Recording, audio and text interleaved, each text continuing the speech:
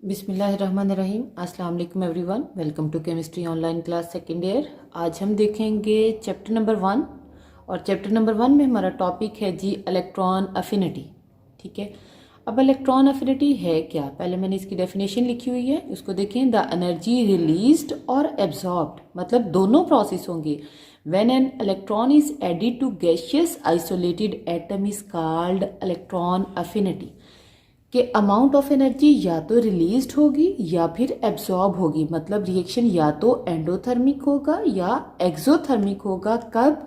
जब electron add किया जाएगा किसी भी गैसियस आइसोलेटेड एटम में। ठीक है, अब हम देखेंगे आइसोलेटेड ही क्यों होना चाहिए, क्योंकि अगर आपके पास एटम या मॉलिक्यूलर फॉर्म में है कोई भी एलिमेंट जो आपने स्टडी करना है, तो वो उनके बीच का बॉन्ड भी हमें देखना पड़ेगा। ठीक है, उसके लिए भी एनर्जी चाहिए होगी और भी इंटरेक्शन होंगी, उनके लिए भी और भी अट्रैक्टिव फोर्सेस होंगी।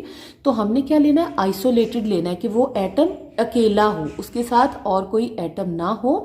और दूसरा हमने लेना है कि गैसियस स्टेट में हो। ठीक है, क्योंकि गैसेस के केस में इंटरमॉलिक्यूलर फोर्सेस बहुत वीक होती हैं। ठीक है, अच्छा जी, अब हम देखेंगे कि किस तरह से इलेक्ट्रॉन अफिनिटी जो है वो इफेक्ट करेगी। ठीक है, किस तरह से उसको हम कर सकते हैं। अब ये है हमारे पास फ्लोरीन। आपको पता है फ्लोरीन किस ग्रुप से है? ग्रुप नंबर 7 से। इनके वैलेंस शेल में 7 इलेक्ट्रॉन है, और मैंने आपको पहले भी बताया था कि जो ग्रुप नंबर होता है ये वैलेंस शेल में इलेक्ट्रॉन की तादाद को शो करता है। अब फ्लोरीन के वैलेंस शेल में 7 इलेक्ट्रॉन है, और अकॉर्डिंग टू रूल इसे अपना ऑक्टेट कंप्लीट करने के लिए एक इलेक्ट्रॉन चाहिए। इसका मतलब क्या हुआ कि फ्लोरीन एक इलेक्ट्रॉन ले लेगा। पहले ये फ्लोरीन था न्यूट्रल, इसके पास जितने इलेक्ट्रॉन थे उतने ही प्रोटॉन थे। अब ये एक इलेक्ट्रॉन इसके पास आया, ये क्या बन गया? F नेगेटिव बन गया। ये जो F नेगेटिव है, एक इलेक्ट्रॉन को ऐड करने में एनर्जी रिलीज हुई फर्स्ट वाला। ठीक है, इसके साथ नेगेटिव का साइन, कितनी रिलीज हुई? -337 किलो जूल पर मोल। ठीक है, इसका मतलब क्या हुआ कि जब हमने पहला इलेक्ट्रॉन किसी भी न्यूट्रल एटम के अंदर, क्योंकि न्यूट्रल पे आपको पता है कोई चार्ज नहीं होता, जब हमने पहला इलेक्ट्रॉन न्यूट्रल एटम के अंदर ऐड करना है तो एनर्जी हमेशा रिलीज्ड होगी। रिएक्शन हमेशा क्या होगा? एक्सोथर्मिक होगा।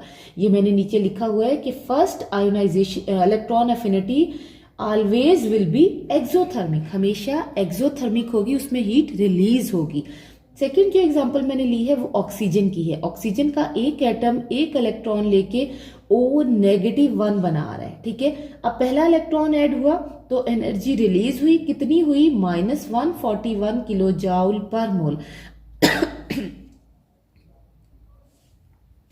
अब आपको पता है ऑक्सीजन जो है इसका एटॉमिक नंबर ये 6 ग्रुप से है। ठीक है, इसके वैलेंस शेल में 6 इलेक्ट्रॉन है, तो अकॉर्डिंग टू रूल इसे अपना ऑक्टेट कंप्लीट करने के लिए 2 इलेक्ट्रॉन चाहिए। ठीक है, ऑक्सीजन 2 इलेक्ट्रॉन लेगा, एक इसने ले लिया। अब हम बात करेंगे सेकंड इलेक्ट्रॉन एडिशन की, इलेक्ट्रॉन अफिनिटी के अकॉर्डिंग जब सेकंड इलेक्ट्रॉन ऐड होगा तब क्या होगा।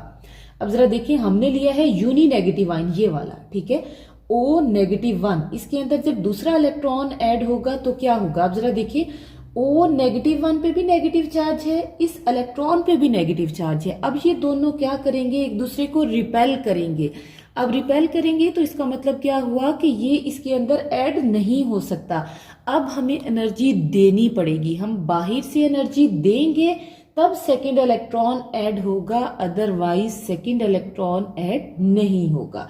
हमने एनर्जी प्रोवाइड की, रिएक्शन एंडोथर्मिक किया, कितनी एनर्जी प्रोवाइड की? 780 किलो जूल पर मोल। ठीक है, तो सेकंड इलेक्ट्रॉन ऐड हुआ और क्या बन गया? O-2। इसका मतलब क्या हुआ कि सेकंड इलेक्ट्रॉन अफिनिटी हमेशा हमारे पास क्या होगी?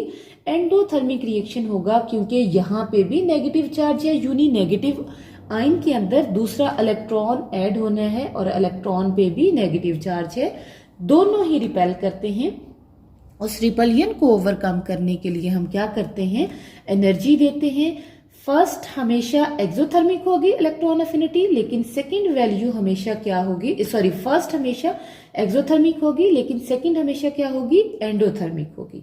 अच्छा जी, ये तो थी इसकी डेफिनेशन के अकॉर्डिंग एग्जाम्पल मैंने आपको बता दी। अब हमने देखना है कि कौन कौन से फैक्टर हैं जो कि इलेक्ट्रॉन अफिनिटी को इफेक्ट करते हैं। 3 फैक्टर जो हमने पीछे पढ़े थे ऑलमोस्ट वही है, बस लास्ट वन डिफरेंट है, थर्ड वन वही है। इलेक्ट्रॉन अफिनिटी को जो इफेक्ट करते थे वही, जो आयनाइजेशन एनर्जी को इफेक्ट करते थे वही इलेक्ट्रॉन अफिनिटी को इफेक्ट कर रहे हैं। पहला फैक्टर कौन सा है? साइज ऑफ एटम, ये हमने उधर भी पढ़ा था। दूसरा है न्यूक्लियर चार्ज, और तीसरा है जी नंबर ऑफ वैकेंसी, और तीसरा है जी हमारे पास number of vacancies in valence shell, के वैलेंस शेल के अंदर कितनी वैकेंसीज हैं, 1 है, 2 है, 3 है, ठीक है, उसी के अकॉर्डिंग होगा।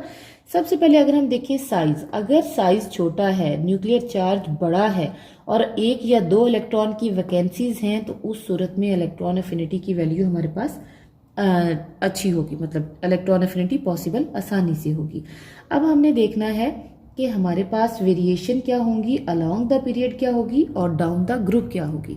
सबसे पहले हम देखेंगे कि वेरिएशन अलोंग द पीरियड। अब अलोंग द पीरियड में अगर हम देखें तो साइज क्या करते हैं,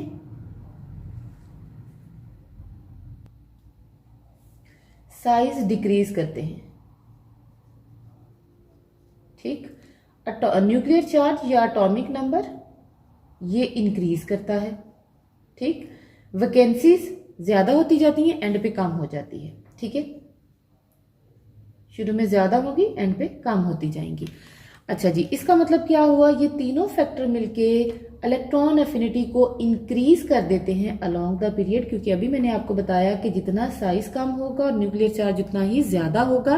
वैकेंसीज अगर 1 तो हैं तो इलेक्ट्रॉन एफिनिटी की वैल्यू क्या होगी, ज्यादा होगी, ठीक है। इसका मतलब क्या हुआ, अगर हम सेकेंड पीरियड को लिखें, lithium, beryllium, boron, carbon, nitrogen, oxygen, fluorine और नियॉन, ठीक है, तो यहाँ पे 1 इलेक्ट्रॉन, ठीक है, 7 ऐड करना पॉसिबल नहीं है, ठीक है, लेकिन उसके बावजूद एक चीज को जहन में रखिएगा कि हाफ फील्ड और फुली फील्ड, इन दोनों ऑर्बिटल की स्टेबिलिटी ज्यादा होती है। हाफ फील्ड की और फुली फील्ड की स्टेबिलिटी ज्यादा है। इसका मतलब क्या हुआ, नियॉन के अंदर तो इलेक्ट्रॉन ऐड ही नहीं हो सकता, क्योंकि उसने तो स्टेबिलिटी गेन की हुई है अकॉर्डिंग टू रूल, ठीक है। अच्छा जी, अब हमारे पास नाइट्रोजन है हाफ फील्ड, ठीक है, इसके वैलेंस शेल में पी में, अच्छा पी में इलेक्ट्रॉन की तादाद लिख लेते हैं जी, इसके पी में है 5, इसके पी में है टोटल 6 आ सकते हैं ना, इसके पी में 6 थे, 6। हाफ फील्ड का मतलब है कि पी ऑर्बिटल में या तो 3 इलेक्ट्रॉन हो और फुली फील्ड का मतलब है 6 हो, ठीक है। और अगर डी की बात कर रहे हैं तो वही 5 हो या फिर 10 हो।